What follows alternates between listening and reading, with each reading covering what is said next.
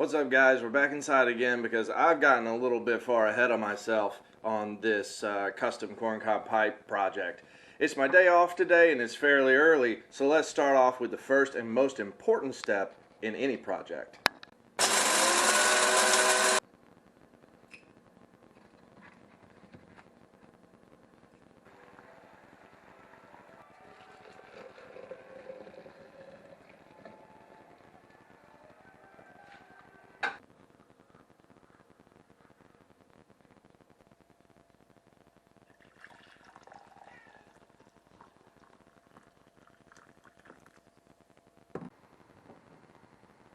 Okay guys, the best way to sand that little piece of shank down to match the inside curvature of the bowl is with a Dremel tool and a sanding drum. However, I don't have any sanding drums left. I made a mistake and bought some cheap ones from Harbor Freight, and they just fall apart as soon as you start using them. I actually had one pop off going like 10,000 RPM and hit me right in the mouth, and that was unpleasant. So instead I'm going to use a step drill bit and with my little electric drill here, and just take it kind of slow and just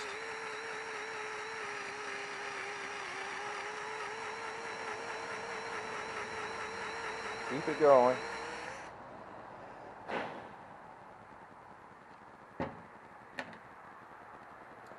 Okay, that got us a lot closer there. Now I'm just going to finish it up with some files.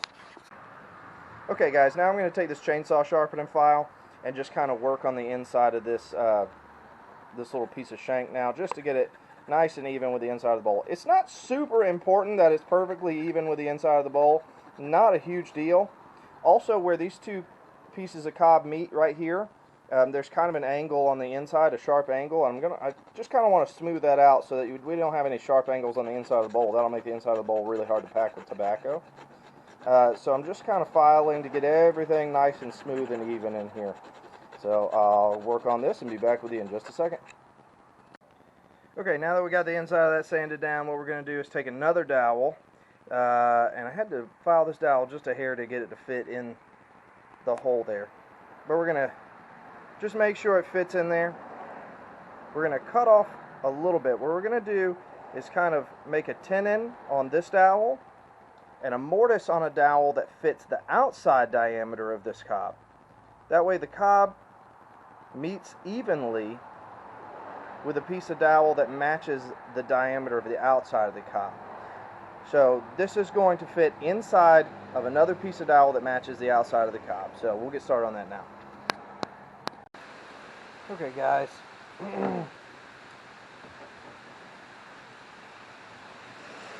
Okay, we've got the little piece of dowel that fits inside the bottom to plug the bottom of the pipe. I've got a little bit sticking out. It's probably too much sticking out. I'll probably cut some of that off. But I just wanted to go ahead and drill the hole. So now I found a dowel that you can see matches the outer diameter of the bottom of that cob. It's a little bit bigger, but that's what we want. You certainly don't want it any smaller. We can always sand it down. You can't add wood back on. So now we've got that. What I'm going to do is take this, mark a hole right in the middle, and drill a hole the same diameter as this piece of dowel in the middle of this piece of dowel. And then we'll glue them together. Alright, got our plug, got our hole in our dowel. We're just going to glue those two up. And that end is going to fit inside of the cob. Like so. Okay, then we can carve this, kind of follow this down into a point. Okay, so that's what we're going to do. We're going to glue all this up now. Of course, if you had a lathe, you could just take this dowel and just turn a tenon onto it, but I don't have a lathe, so this is how I do it. Let's go. Sorry guys, for some reason here I lost audio. I must not have my microphone plugged in well enough. But what I've got here is my sanding setup on my power drill. It's just a sanding disc with sticky sandpaper on it. This happens to be 120 grit. So what I'm going to do is I'm going to start sanding this pipe. What we're going to make is a paneled pickaxe. So here I'm just going to start sanding the back side of the pipe. I'm going to sand it kind of smooth and just work on this tip a little bit.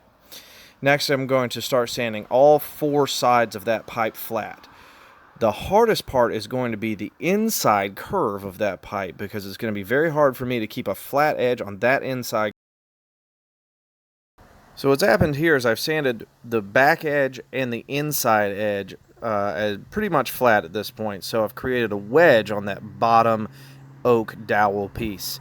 So now what we're going to do is start sanding the two sides flat. Those should be a lot easier.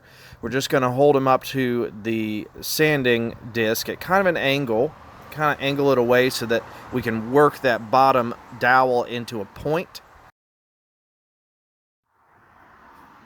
Okay guys, now we're going to slow this drill down just a little bit.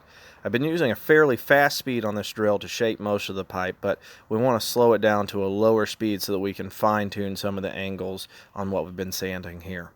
So we've got a little bit lower speed we're going to work on. I've gone a little bit off of what my plan was. I had planned to do a 4-panel pipe, but now I've created an 8-panel pipe. So after I sanded the 4 sides of this pipe down to almost square, I went ahead and just knocked the corners of the pipe down as well to create 4 additional panels where the corners of that square were. I think it's going to look a lot nicer in the end. What we're going to focus on when we start sanding is just trying to get all these lines nice and even. So when you sand a panel, it creates hard lines between that side and the next side of the pipe. You want all of those lines to be nice and even and have a nice flow. You don't want any sharp angles or weird curves in those lines. You want them to be nice and even.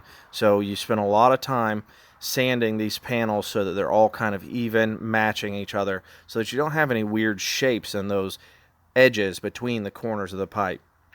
We're going to finish this up with hand sanding, but we're going to do as much as we can on the sanding disc here so that we don't have to work so hard during the hand sanding process. So we're just working. Because of the inside curve of this pipe, sometimes I have to use the very edge of the sanding disc to maintain a flat edge. Because the pipe curves inward, if I were to put that pipe flat up against the side of the disc, I'm only going to be hitting the tip and the top of the pipe. So we have to use the edge of the pipe to get into that inside curve and work on some of those panels. On the outside curves, you can use the full surface of the sanding disc effectively for sanding. Well, I'm going to finish up working on this, get these angles all nice and straight and true, and I'll see you guys next time on part 3. We're going to work on fitting a stem.